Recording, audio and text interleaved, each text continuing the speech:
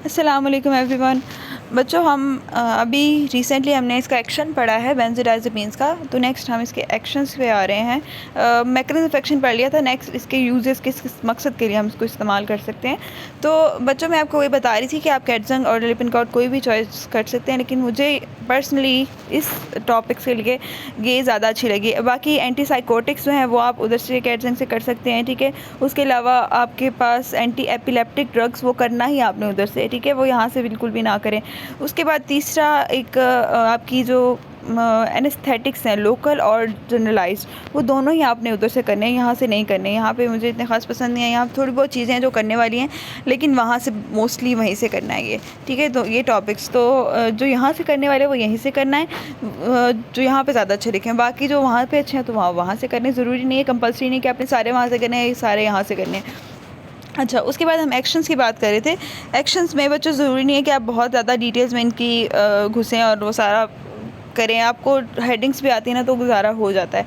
अगर किसी ने बहुत डीप देखना है कि क्या क्या कुछ हो रहा है, तो वो उसके लिए रिडक्शन ऑफ, अगर एंजाइटी के मकसद के लिए हम दे रहे हैं ना, किसी बंदे को एंजाइटी उसको रिड्यूस करने के लिए दे रहे हैं, तो गाबा ट्रांसमिशन जो है वो न्यूरॉन में जब किन रिसेप्टर्स पे जाके लगेगी, गाबा ए टाइप के रिसेप्टर्स होते हैं, उनके अल्फ़ा 2 सब यूनिट पे जाके लगती है ये, ठीक है। ये साइट बताती है बस, और इसमें कुछ भी नहीं करना। और इसमें मोस्टली अल्प्राजोलाम और क्लोनाजिपाम जो है ना, ये रिडक्शन ऑफ एंजाइटी के लिए हम प्रेफर करते हैं, ठीक है। उसके बाद सिडेटिव हिप्नोटिक टाइप का जो एक्शन है, उसके अंदर हम जो है वो जब बाइंड करवाते हैं तो गाबा ए रिसेप्टर के अल्फ़ा 1 सब यूनिट के रिसेप्टर पे बाइंड करवाते हैं। ये अल्फ़ा 2 पे था, ये अल्फ़ा 1 पे है, ठीक है। अच्छा, उसके बाद नेक्स्ट हमारे पास जो है तीसरा, सॉरी ये रेज़ कर दूँ मैं। अच्छा, तीसरा हमारा एक्शन एंटीरोग्रेड एमनीसिया।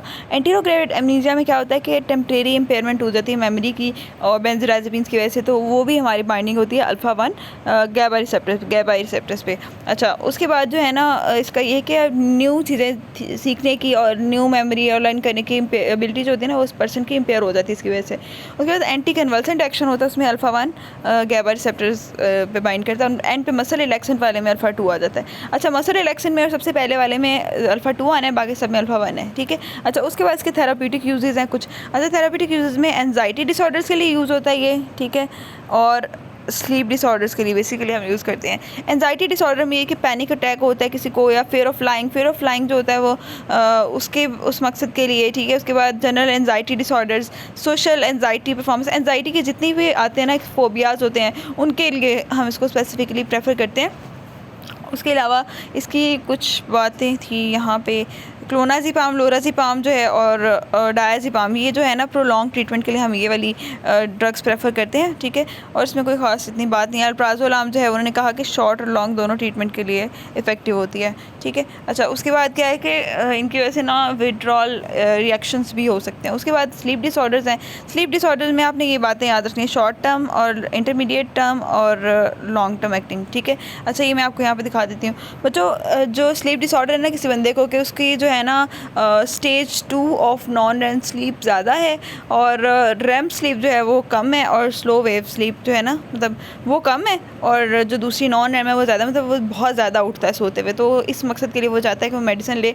तो अगर किसी को थोड़ा बहुत मसला है ना, तो वो ले सकता है ट्रायाजोलाम, ठीक है, वो शॉर्ट एक्टिंग है। उसके बाद टीमाजिपाम इंटरमीडिएट एक्टिंग है। कोई बंदा है जो फ्रीक्वेंट अवेकनिंग होती है, सोते हुए बहुत ज़्यादा उठता है, ठीक है, उस मकसद के लिए हम टीमाजिपाम दे सकते हैं। उसके बाद फ्लोराजिपाम जो है ना, वो लॉन्ग एक्टिंग है, वो डे टाइम सिडेशन नहीं होती जिन लोगों को, उन लोगों को फिर देते हैं, सारी सारी रात जागते रहते हैं और फिर उसको डे टाइम सिडेशन हो रही होती है, तो इस मकसद के लिए हम देते हैं। अच्छा, उसके बाद एगोरफोबिया एक वर्ड है, ठीक है, उसको ट्रीट करने के लिए भी हम इसको देते हैं बेंजोडाइज़ेपिन को। वो ऐसा होता है फियर ऑफ पब्लिक प्लेसेस में जाने का डर होता है, ठीक है, उसको हम एगोरफोबिया कहते हैं। उस मकसद के लिए हम इसको दे सकते हैं। उसके अलावा इथानॉल विड्रॉल, ठीक है, जब वो करता है ना, उसको विड्रॉल स्टेट में होता है, तो उसको कंट्रोल करने के लिए हम दे सकते हैं। उसके अलावा manic disorder, mania, bipolar disorder, उन केसेस में, एजिटेशन में, ठीक है। उसके बाद डायग्नोस्टिक एड इन साइकेट्री ट्रीटमेंट में, उसमें भी हम दे सकते हैं, ठीक है। अच्छा, उसके बाद हमारे पास आता है एमनीजिया का मकसद। एमनीजिया के लिए भी हम दे सकते हैं।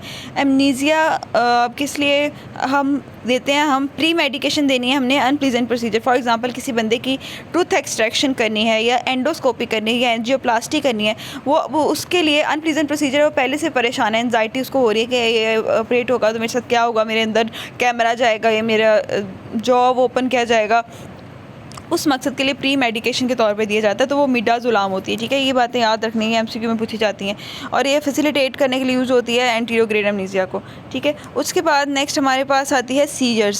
सीजर्स होते हैं किसी को या स्टेटस एपिलेप्टिकस की स्टेट में कोई बंदा, उसको रोकने के लिए स्टेटस एस्थमेटिक एपिलेप्टिकस से बचाने के लिए उसको क्लोनाज़ेपाम हम दे सकते हैं, ठीक है। ये जो है ना वो बाइपोलर डिसऑर्डर को भी ट्रीट करने के लिए यूज़ करते हैं हम, और स्टेटस एपिलेप्टिकस के लिए भी, ठीक है। अच्छा, उसके बाद नेक्स्ट हमारे पास आता है सॉरी अच्छा, नेक्स्ट हमारे पास है कि acute treatment of alcohol withdrawal है ना, उसके लिए हमने डॉल का निमोनिक याद रखना है। डी फॉर डायज़ेपाम, ठीक है, एल फॉर लोराज़ेपाम, और तीसरा हमारे पास एल फॉर ओ फॉर ऑक्साज़ेपाम, ठीक है। डॉल का निमोनिक याद रखना है। अच्छा, उसके बाद मस्कुलर डिसऑर्डर्स है, किसी बंदे को मस्कुलर स्क्लेरोसिस है, सेरिब्रल पाल्सी है, तो उस मकसद के लिए हम डायज़ेपाम दे सकते हैं। और एक केस आता है हमारे पास क्रिमिनल यूज़ के लिए, डेट रेप के केस में हम दे सकते हैं इसको, बिकॉज जो है ना ये यूज़ हो सकता है, ठीक है।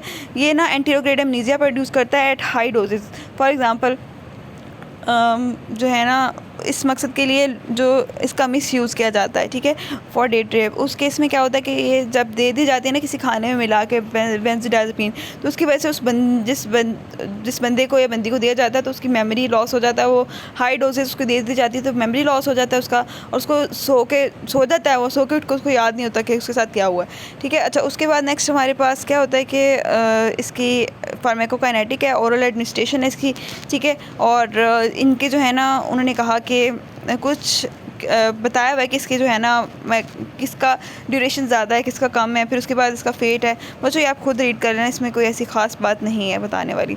अच्छा, उसके बाद इसकी डिपेंडेंस आ जाती है। डिपेंडेंस में क्या है कि ये जो है ना एक तो प्रेगनेंसी में बिल्कुल नहीं देना, और उसके अलावा ये प्लेसेंटा को क्रॉस करके ये CNS को डिप्रेस कर सकता है, इसलिए हमने कभी भी नहीं देना उस केस में, ठीक है। अच्छा, उसके बाद डिपेंडेंस में ये कि साइकोलॉजिकल और फिज़िकल डिपेंडेंस हो जाती है इस पर, ठीक है। बंदा अगर लेने लग पड़े ना तो उसका आदी हो जाता है। अब जब छोड़ेगा ना तो उसके अंदर विड्रॉल कंडीशंस आएंगी, सिम्टम्स आएंगे जिनमें कन्फ्यूजन आ जाती है, एंजाइटी आ जाती है, agitation, restlessness, insomnia, tension, seizures, इस तरह की कंडीशंस आती हैं, ठीक है। हाइपरफ्लेक्सिया, इस तरह की जो कंडीशंस हैं वो उस बंदे में आनी शुरू हो जाती हैं, ठीक है। अच्छा, ये इसके विड्रॉल स्टेट्स हो गई। यहाँ तक हमारा बेंजोडाज़ेपिन कंप्लीट हो जाता है। बाकी नेक्स्ट पार्ट में।